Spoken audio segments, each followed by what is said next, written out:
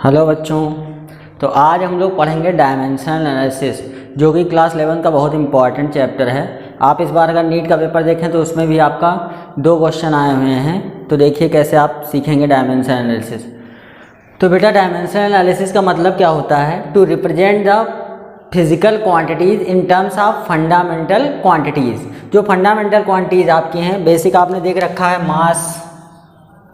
मास, length, time, temperature, current, इनके term में हमको सारी फिजिकल क्वांटिटीज़ को अरेंज करना होता है। ठीक है, जैसे आप मास को देखें तो स्क्वायर ब्रैकेट में m से लिखा जाता है डायमेंशन में, लेंथ को स्क्वायर ब्रैकेट में l से, टेम्परेचर को स्क्वायर ब्रैकेट में t से, ठीक है, करंट को स्क्वायर ब्रैकेट में a से, ठीक है, टेम्परेचर को स्क्वायर ब्रैकेट में k से, और करंट को स्क्वायर ब्रैकेट में a से हम लिखते हैं। तो बेसिकली ये सिंबल्स हैं, इनके टर्म में हमें फिजिकल क्वांटिटीज़ को रिप्रेजेंट करना होता है। तो डायमेंशन का मतलब क्या है? To represent the physical quantities in terms of fundamental quantities. Fundamental quantities कौन सी है? वो 7 और 2 9 क्वांटिटीज़। तो 7 क्वांटिटीज़ तो आपकी कौन सी होगी? Mass, length, time, temperature, current, amount of substance, ठीक है, और 2 सब फंडामेंटल होती हैं, एंगल और सॉलिड एंगल। ठीक है, एंगल और सॉलिड एंगल ऐसी क्वांटिटीज हैं जिनकी कोई डायमेंशन तो नहीं होती है पर यूनिट होती है। बाकी आप क्वांटिटीज की पढ़ेंगे तो उनकी यूनिट भी होगी, डायमेंशन भी होगी। तो एंगल एक ऐसी क्वांटिटी है जिसकी आपकी यूनिट है लेकिन डायमेंशन नहीं है। तो आप ध्यान रखेंगे कभी पूछा जाए तो। अब देखिए कैसे लिखते हैं डायमेंशन। जैसे एरिया है आपका, तो एरिया में लेंथ और ब्रेथ होता है, मल्टीप्लिकेशन आप बचपन में पढ़े हैं पहले ही। तो लेंथ को हम मीटर में मेजर करते हैं, इसलिए उसको भी L लिखा जाएगा स्क्वायर ब्रैकेट में, इसको भी L। तो कुल मिला के क्या हो जाएगा? L2। अब इसको चाहें तो हम M0 L2 T0 भी लिख सकते हैं। जैसे वॉल्यूम में length into breadth into height आ गया। इसमें 3 क्वांटिटीज आ गई, तीनों का मेजरमेंट है। तो आप इसको L को 3 बार लिखेंगे, L3 हो जाएगा M0 L3 T0। ठीक है, ऐसे ही आप डेंसिटी को अगर लिखें तो मास अपान क्या होता है? वॉल्यूम। मास अपान वॉल्यूम होता है बेटा। तो वॉल्यूम आप ऊपर निकाल चुके हैं L3, तो मास ऊपर M, नीचे L3, तो क्या हो गया? ML-3 T0।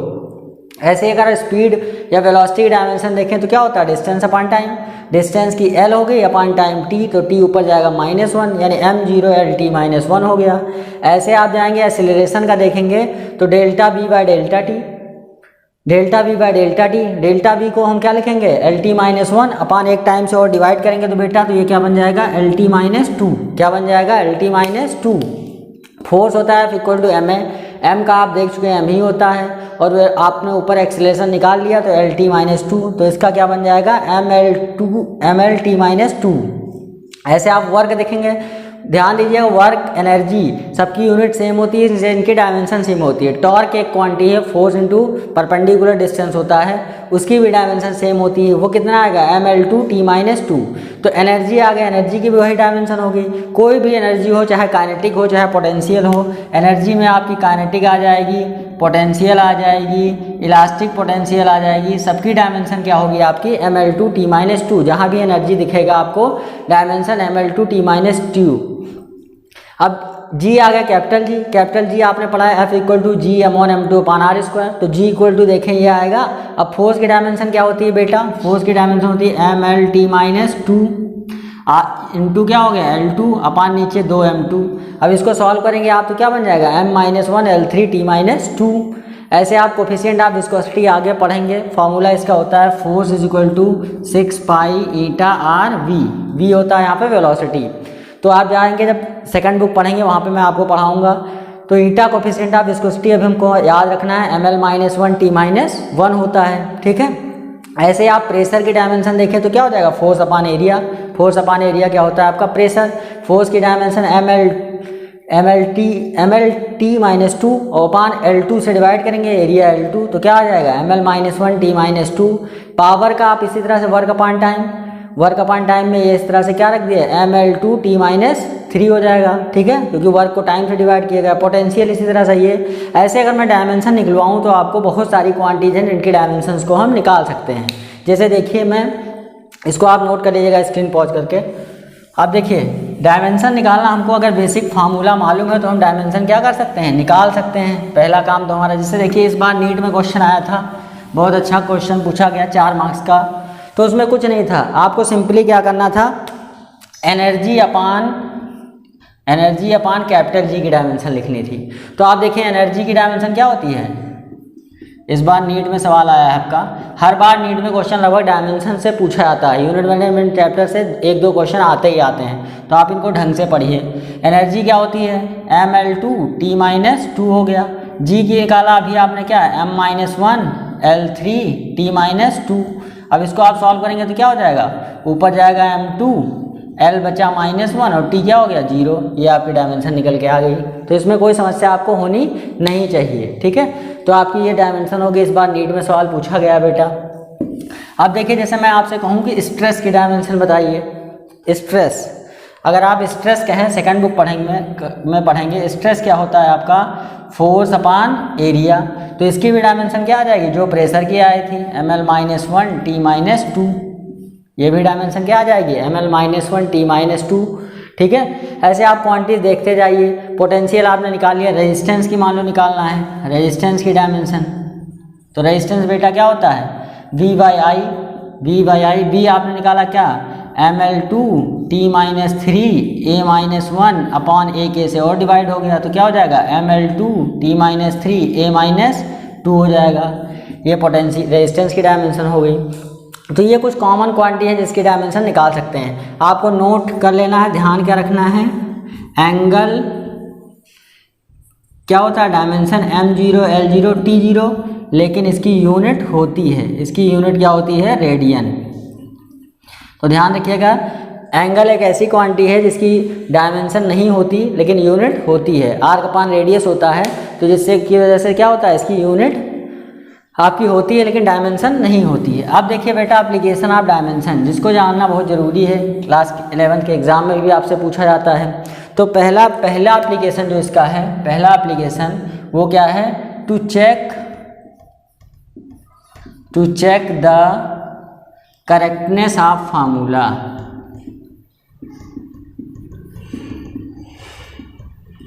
हम किसी फार्मूले को चेक कर सकते हैं कि वो सही है या गलत है, ठीक है।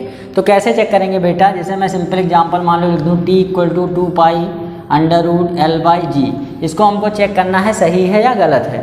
तो क्या करेंगे, पहले लेफ्ट हैंड की डायमेंशन देखेंगे, LHS ले लेंगे, ठीक है, टेकिंग LHS, जैसे मैं लिख रहा हूँ ऐसे आप लिखिएगा। तो इधर टाइम है तो यहाँ पे क्या हो जाएगा, m0 l0 t, खाली डायमेंशन हो गई, ठीक है। इसके बाद देखेंगे टेकिंग RHS ले लेंगे बेटा, RHS जब ले लेंगे तो क्या है, 2 पाई √L/g। तो बेटा L की डायमेंशन क्या होती है, देखिए न्यूमेरिकल वैल्यू की कोई डायमेंशन नहीं होगी, ये डायमेंशन की लिमिटेशन है कि वो न्यूमेरिकल कांस्टेंट्स के बारे में कोई इन्फॉर्मेशन नहीं देता है। तो यहाँ पे ये डायमेंशन लेस है, तो क्या हो जाएगा आपका √, ये हो गया इसकी डायमेंशन L, और g की क्या होती है, एक्सेलरेशन है, तो LT-2, ऊपर गया तो क्या बचा, रूट में T2, तो बाहर आके ये भी T हो गया ना, ये भी T हो गया। अब T हो गया तो आप देखिए क्या हुआ, जो डायमेंशन आपकी LHS में थी वही RHS में है, तो आप लिख देंगे since dimension of LHS = RHS। तो यहाँ लिखा जाएगा फार्मूला इज डायमेंशनली करेक्ट, ठीक। आप चेक कर सकते हैं कोई फार्मूला सही है या गलत। आप क्या करेंगे, लेफ्ट हैंड साइड में जो वैल्यू लिखी है उसकी डायमेंशन लिख लेंगे, फिर राइट हैंड साइड की डायमेंशन लिखेंगे। दोनों तरफ की डायमेंशन अगर बराबर आती है तो वो फार्मूला क्या हो जाएगा बेटा, डायमेंशनली करेक्ट हो जाएगा, ठीक है। तो वो डायमेंशनली आपका करेक्ट हो जाएगा, इसमें कोई समस्या नहीं है, ठीक है।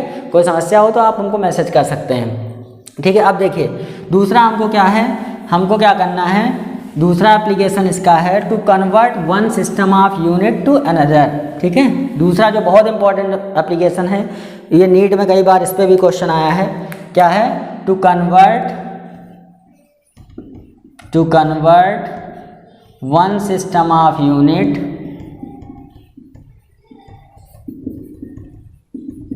To other.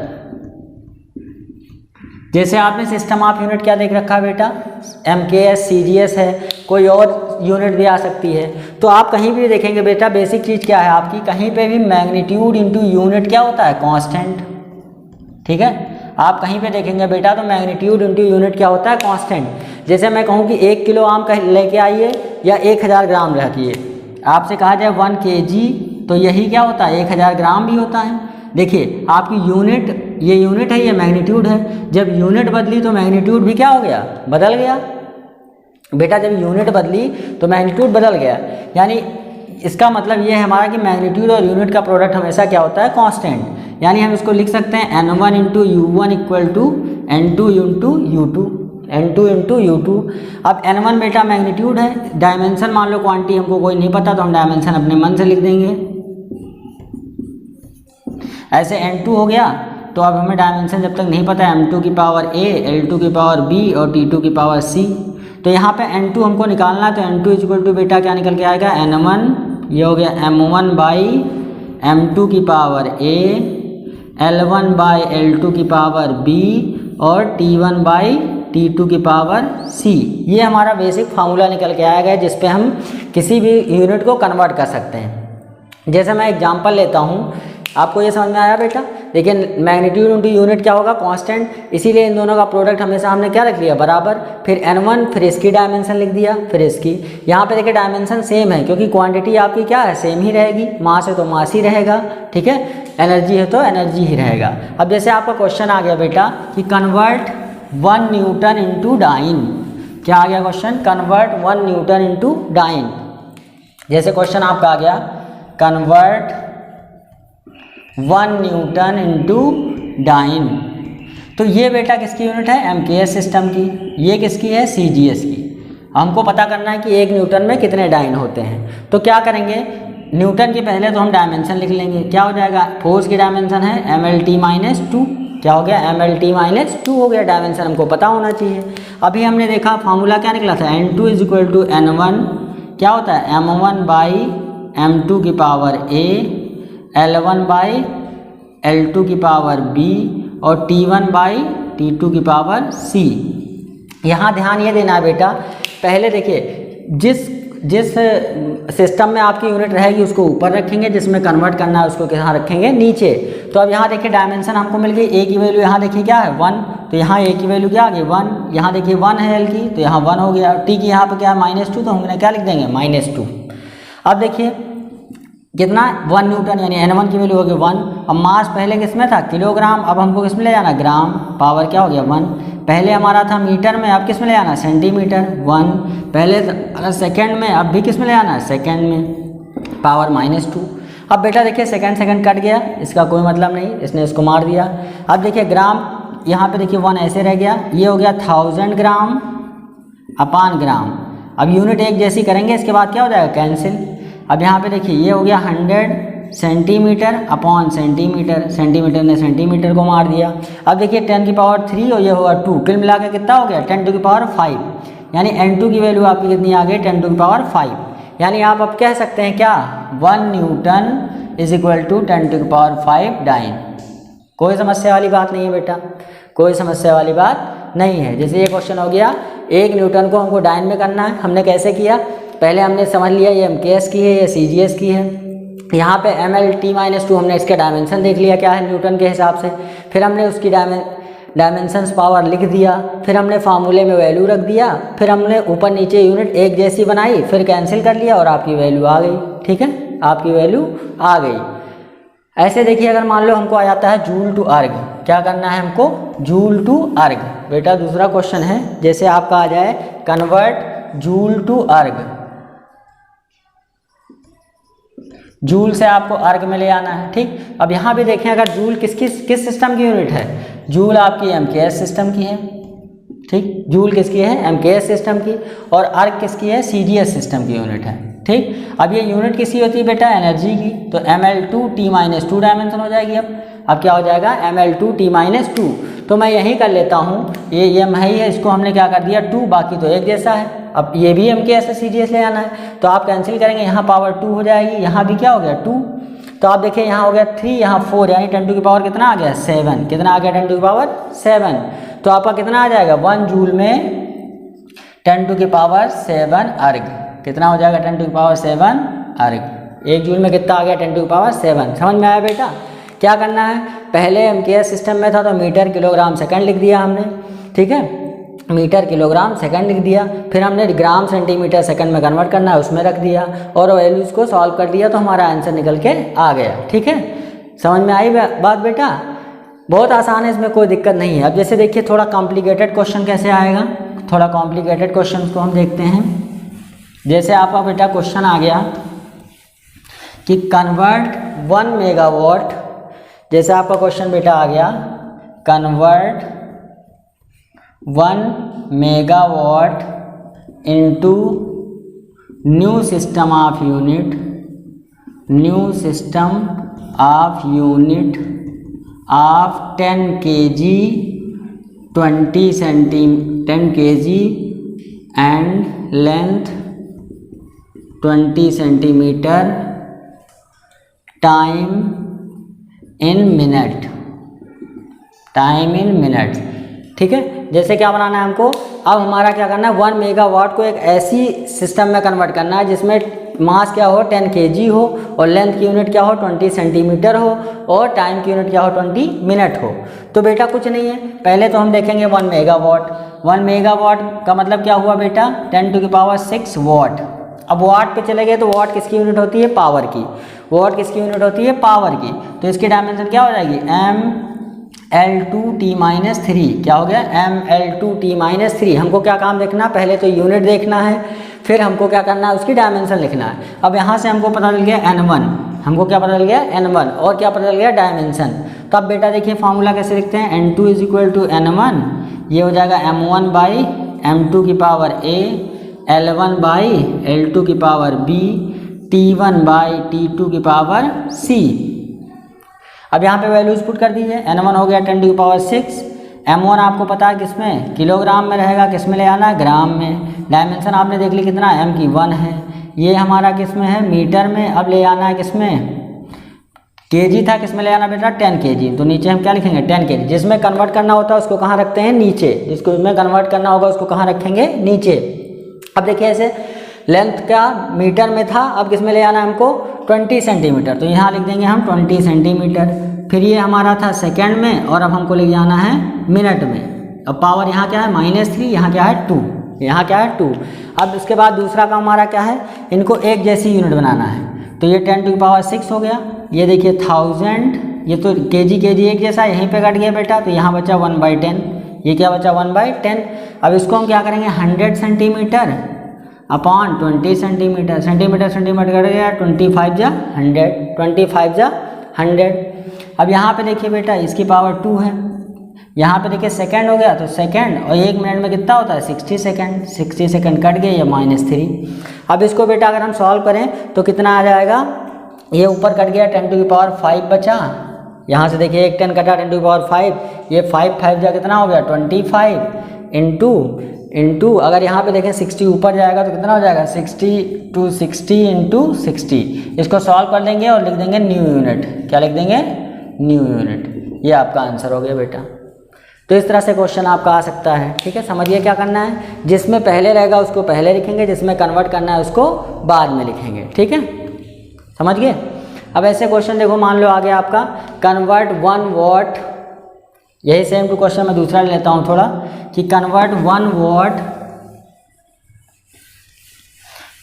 1 watt into new system of unit. अब यहाँ आपका चाहे वो लिख दे अल्फा kg और इसको लिख दे बीटा मीटर और इसको लिख दे gamma second, time in gamma second, ऐसे आ जाए, वेरिएबल में आ गए alpha kg beta metre gamma second. तो अभी देखिए डायमेंशन यही है, ये बस मेगावाट हट गया, 1 वाट है तो डायमेंशन वही रहेगी। ये डायमेंशन हमने लिख दिया, क्या है 2, यहाँ हो गया माइनस, यहाँ पे 2, यहाँ -3। ये क्वेश्चन एक बार आपका आ चुका है एग्जाम में नीट के।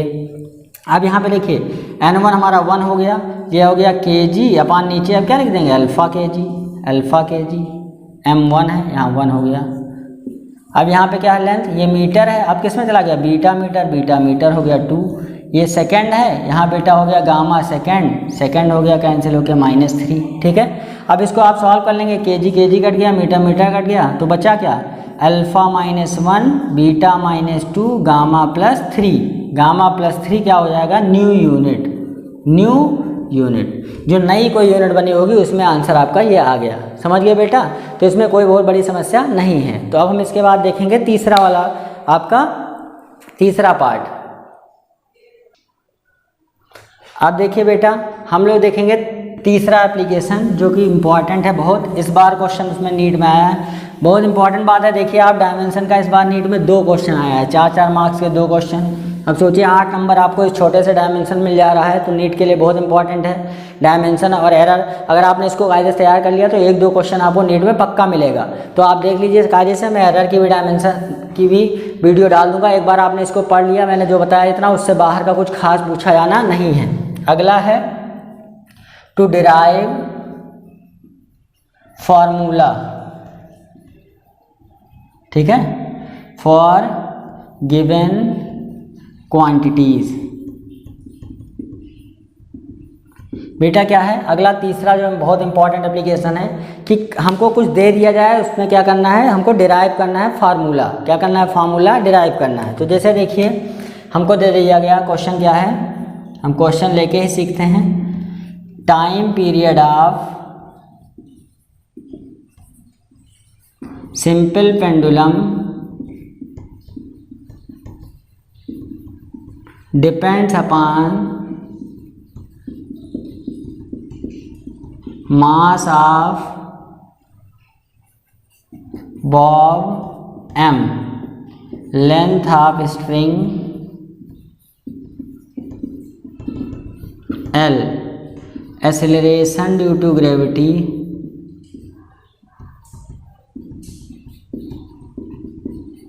g, फाइंड फॉर्मूला फॉर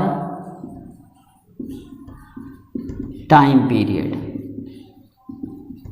ठीक है बेटा, आपको ये दे दिया गया। अब आपको क्या निकालना है, फार्मूला फॉर टाइम पीरियड। ठीक है, टाइम पीरियड के लिए आपको फार्मूला निकालना है। तो देखिए सबसे पहले आप क्या देख लिए, क्वेश्चन देख लिए क्या है। तो सबसे पहले हमको क्या करना होगा, क्वेश्चन पढ़ना होगा। ठीक है, इसके बाद क्या करेंगे, देखेंगे किसके लिए फार्मूला निकालना है, टाइम पीरियड के लिए।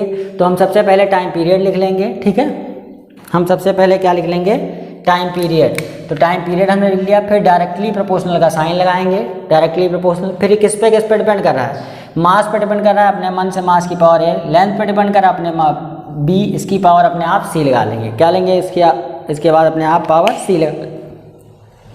आप क्वेश्चन नोट कर लीजिएगा, स्क्रीन पॉज करके देखिए, मैं लिख रहा हूँ, आप फिर सीखिए। देखिए आगे, अब आगे देखिए क्या करेंगे। जैसे आपका आ गया, ये हमने लिख लिया, इतने इतने पे डिपेंड कर रहा है।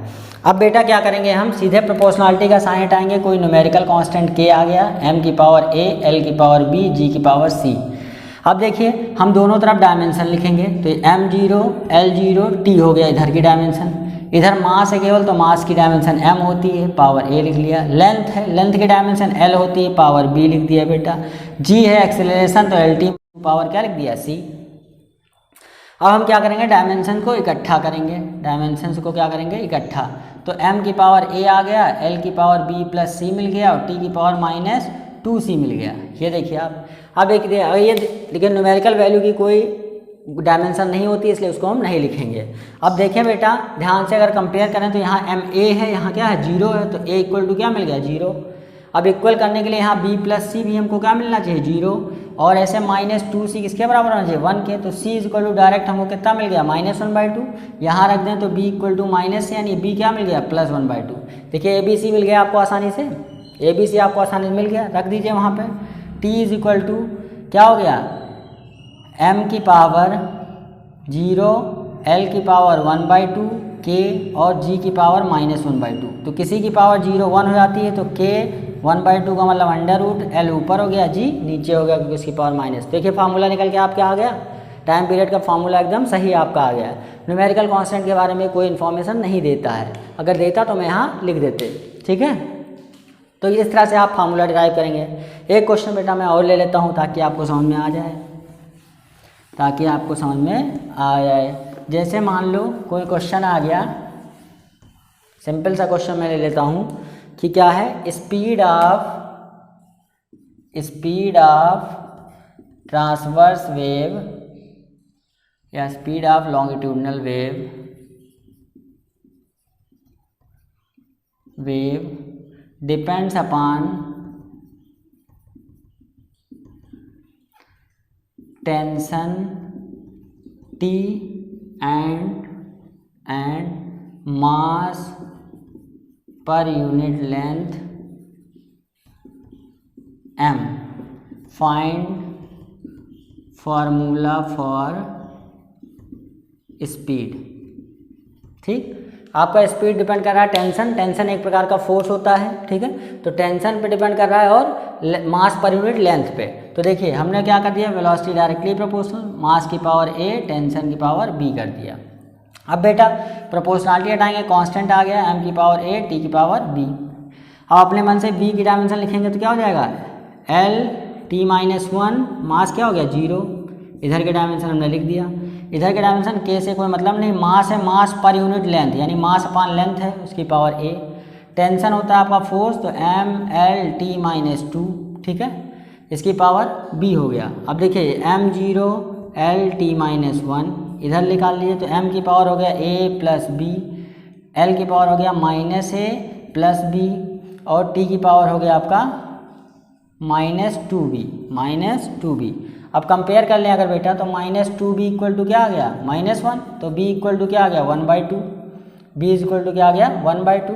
यहाँ से देखें, यहाँ से अगर देखें तो हमारा minus a plus B equal to क्या है 1, minus a plus B equal to 1, तो हमारा माइनस a और b हो गया प्लस 1/2 इक्वल टू 1, तो माइनस a इक्वल टू क्या हो जाएगा 1 माइनस 1/2 यानी a इक्वल टू आ गया -1/2, क्या आ जाएगा a इक्वल टू -1/2। अब इस वैल्यू को हम उठा के कहाँ रख दें, यहाँ जब हम रखेंगे बेटा तो क्या मिलेगा आपको v इक्वल टू k, ये मिल गया m की पावर -1/2 और t की पावर +1/2 यानी फार्मूला निकल के आएगा k √t/m, ठीक है। तो इस तरह से फार्मूला हम निकाल लेंगे। अब इसका इस्तेमाल बेटा देखिए नीट में कैसे क्वेश्चन आया है, जरा देख लीजिए, इसको समझ गया आप ना बेटा, उतार लीजिएगा, ठीक है, और आप देख लीजिएगा समझ में आ गया। कुछ नहीं करना है, डायरेक्टली प्रोपोर्शनल साइन लगाना है, पावर अपने आप लिख लीजिए, इस पर डिपेंड कर रही है। इसके बाद दोनों तरफ सबकी डायमेंशन लिखेंगे, क्वांटिटीज उनकी पावर लिखेंगे, सॉल्व कर लेंगे, आपका आंसर आ जाएगा। अब नीट में क्वेश्चन आया है बेटा इस बार कि आपको अगर आपको फंडामेंटल यूनिट्स मान ली जाए, इफ कहा गया कुछ ऐसे क्वेश्चन है कि इफ फोर्स F, ठीक है, force F, acceleration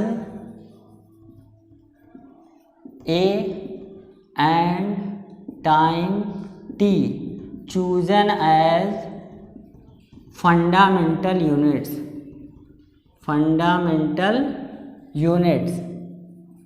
write dimension for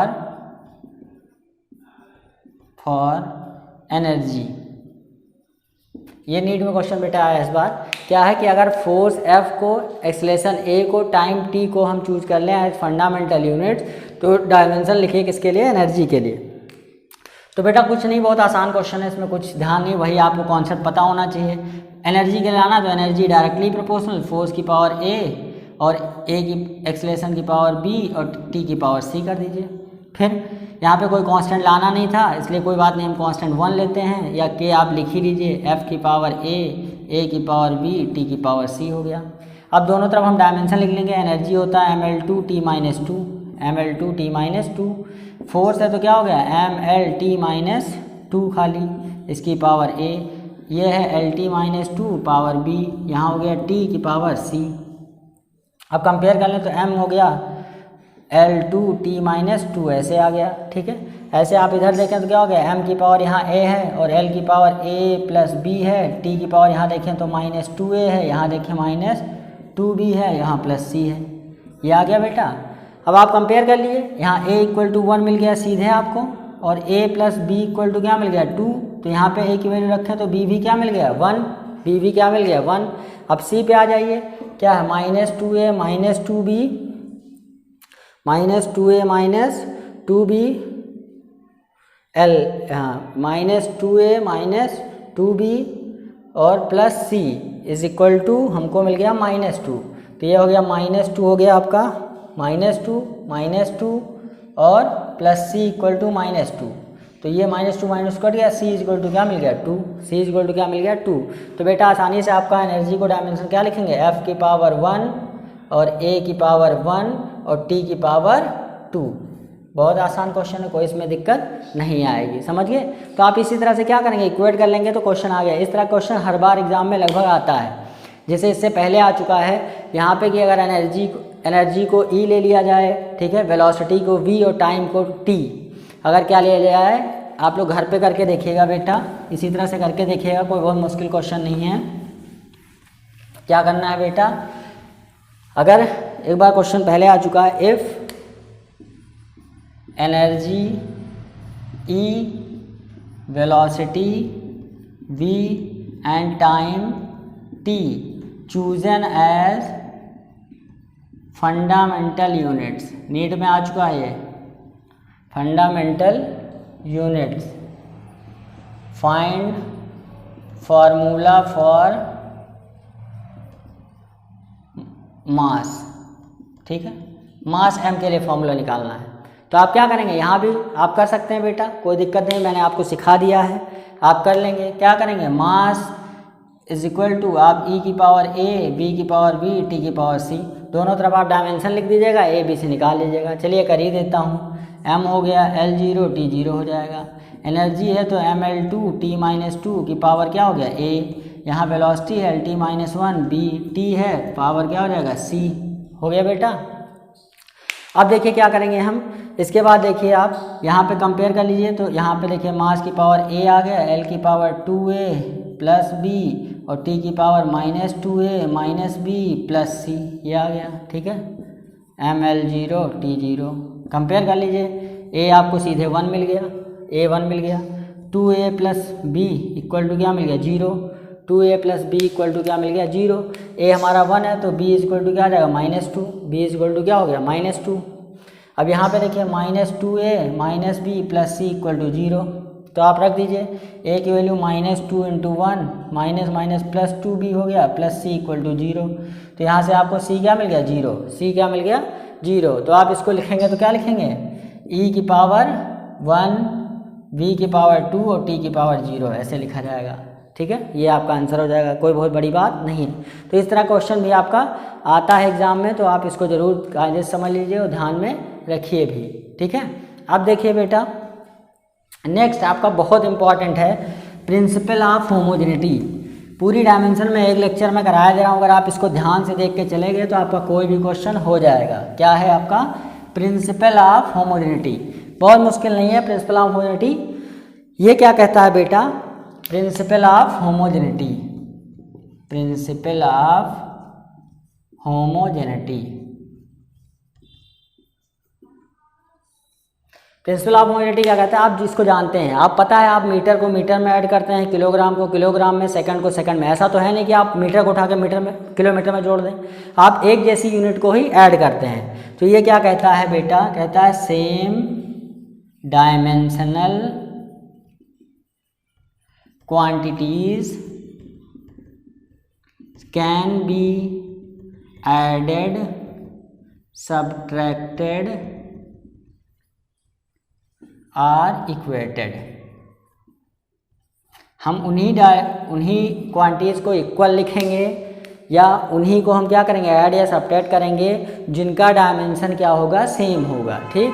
जैसे बहुत इंपॉर्टेंट क्वेश्चन आ गया कि आपको v इक्वल टू दे दिया AT plus BT² plus C/D - T, ये दे दिया। अब यहाँ पे कहा v है आपका वेलोसिटी, v क्या है वेलोसिटी और t क्या है टाइम, ठीक। Find dimension of A, B, C and D, ABCD की डायमेंशन बतानी है। अब बेटा देखिए होमोजेनिटी क्या कहता है, होमोजेनिटी कहता है कि जो डायमेंशन इसकी होगी वही इसकी होगी, वही इस पूरे की भी होगी। इतना तो बात हमको समझ में आ गई। अब ध्यान से अगर देखिए इन दोनों को यहाँ सब्ट्रैक्ट किया गया है तो इन दोनों की भी डायमेंशन क्या होगी सेम होगी, तो हमको डायरेक्ट जो दिख रहा है सीधे D की डायमेंशन क्या होनी चाहिए टाइम की होनी चाहिए, हमको D डायरेक्ट मिल गया, D क्या मिल गया हमको डायरेक्ट। ऐसे आप देखें तो AT इक्वल टू क्या होना चाहिए A T is equal to हमारा एल टी माइनस वन होना चाहिए, v बराबर लिखा है इक्वल, तो ए टी अब टी नीचे जाएगा तो ए की डायमेंशन क्या बन जाएगी, L T minus to, L T minus to. ऐसे बी टी स्क्वायर, तो वी टी स्क्वायर को हम बेटा क्या लिखेंगे, एल टी माइनस वन, तो v क्या बन जाएगा, एल टी माइनस थ्री, ये b की डायमेंशन हो गई। तो देखिए ये b की निकाल लिया आपने, ये a की निकाल लिया, d की निकल गई, अब बची किसकी, c की। तो देखिए ये पूरी चीज़ किसके बराबर है, वेलोसिटी के, तो पूरी चीज़ यानी c और नीचे वाली चीज़ क्या है, टाइम, तो इसको हमने क्या दिया, एल टी माइनस वन, तो c हमको निकल के क्या आ गया, l, c क्या निकल के आ गया बेटा, l। आपका आसानी से आ गया, इसमें कोई समस्या नहीं है। तो होमोजेनिटी में क्या देखना है बेटा कि सेम डायमेंशन हो, जो इसकी होगी वही इसकी होगी, वही इस पूरे की वही इस पूरे की। कहीं पे अगर दो चीज़ें ऐड की गई, इन दोनों की डायमेंशन सेम, इसको इससे ऐड किया गया, ये पूरा डायमेंशन, इन दोनों को सब्ट्रैक्ट किया गया, इसलिए इन दोनों की डायमेंशन क्या है, सेम है। ठीक है, आपको यही देखना होगा। दूसरा क्वेश्चन देख लीजिए बेटा, इसको नोट कर लीजिएगा। दूसरा क्वेश्चन देखिए, दूसरा क्वेश्चन क्या है बेटा, देखिए दूसरा क्वेश्चन जैसे कहे आपको लिखा रहा है p minus A by B square, P plus A by B square, B minus B equal to constant, ये आ गया बेटा। यहाँ पे क्या कह दिया, p आपका क्या है, प्रेशर, p क्या है, प्रेशर है, और v क्या है आपका, वॉल्यूम है।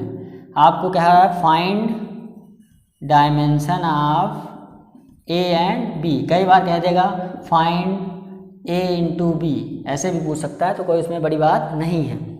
अब आप देखें बेटा, इन दोनों को क्या किया गया आपस में, ये पूरी क्वांटिटी ये पूरी क्वांटिटी ऐड की गई है, तो ऐड की गई तो जो प्रेशर की डायमेंशन होगी होमोजेनिटी से वही a बाई बी स्क्वायर की होगी। बाई होमोजेनिटी चाहें तो आप लिख सकते हैं समझने के लिए। ठीक, तो प्रेशर की डायमेंशन आपकी आ गई M L minus one T minus two, आपको पता है बेटा। ठीक है, a आपका यही रह गया, l वॉल्यूम होता है L3, इसकी पावर 2, इसकी पावर 2। आप यहाँ से a को जब इक्वेट करेंगे तो L6 इधर आएगा, यहाँ L माइनस वन है, तो क्या हो जाएगा, this implies that a is equal to M L6 t minus two. बहुत इंपॉर्टेंट सवाल है, देखिए आ गया, आपके टेस्ट वगैरह में पूछा जा सकता है।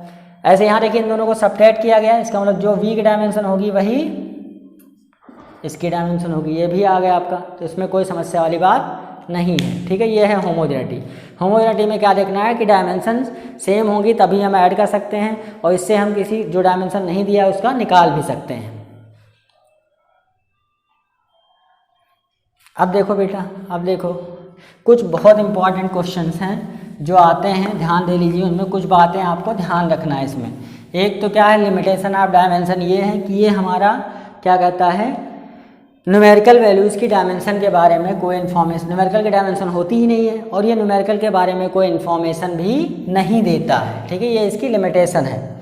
अब देखिए कहीं पे बेटा अगर आ जाए आपका लॉग में कोई फंक्शन fx, लॉग के अंदर कुछ भी आ जाएगा तो fx जो होगा वो डायमेंशन लेस होगा, वो m0 l0 t0 ही लिखा जाएगा। ऐसे e की पावर कोई भी फंक्शन लिखा हो तो पूरा फंक्शन आपका क्या होगा, डायमेंशन लेस ही होगा। ध्यान रखिएगा, इस पर क्वेश्चन आते हैं। साइन कॉस टेन के अंदर कोई भी फंक्शन fx लिखा हो तो वहाँ भी क्या होगा, fx आपका डायमेंशन लेस ही होगा। ठीक है, जैसे एक बार क्वेश्चन पूछा गया है आपका कि v इज इक्वल टू दे दिया कोई कांस्टेंट a l और e की power minus alpha t square, क्या दिया गया, v equal to a e की पावर अल्फ़ा टी स्क्वायर। ठीक है, यहाँ पे बीटा लिख दीजिए, a थोड़ा अच्छा लगेगा, v equal to beta e की power minus alpha t square, और आपसे पूछ लिया गया अल्फ़ा की डायमेंशन बताइए और v की डायमेंशन बताइए। देख बेटा, ये पूरी वैल्यू क्या है, डायमेंशन लेस, ये पूरी वैल्यू क्या है, डायमेंशन लेस, तो यानी जो इसकी डायमेंशन होगी, वेलोसिटी है ये, तो जो वेलोसिटी की डायमेंशन होगी वही तो b की हो, बीटा की होगी, यानी बीटा की सीधे हम लिख सकते हैं lt माइनस वन, क्योंकि ये पूरी वैल्यू क्या है, डायमेंशन लेस है। अब यहाँ e की पावर हमने देखा अगर कोई फंक्शन होगा तो क्या होगा, डायमेंशन लेस, यानी अल्फ़ा टी स्क्वायर भी हमारा क्या होना चाहिए, m0 l0 t0 होना चाहिए। तो यहाँ से आप अल्फ़ा देखेंगे तो क्या मिलेगा, t की पावर माइनस टू। ये बहुत इंपॉर्टेंट सवाल है। तो इस तरह से क्वेश्चन कभी आएगा बेटा, लॉग के अंदर आए, e की पावर आए, साइन कॉस टेन के अंदर आए, तो आप उसको क्या लिख देंगे, m0 l0 t0 और वैल्यू निकाल लेंगे। ठीक है, तो आज के लिए बेटा इतना ही, धन्यवाद। आप लोग इसको एक बार जरूर पढ़िएगा, नीट वगैरह में हर जगह इसके क्वेश्चन मिलेंगे, और आप मेरे चैनल को सब्सक्राइब करिए ताकि मैं आगे और आपको और चैप्टर्स के नोट्स दे पाऊँ और पढ़ा पाऊँ। ठीक है, आपको मैं सारे चैप्टर्स यूट्यूब पे ज़रूर डालूँगा, पर आप मुझे भी सपोर्ट करें। Thank you.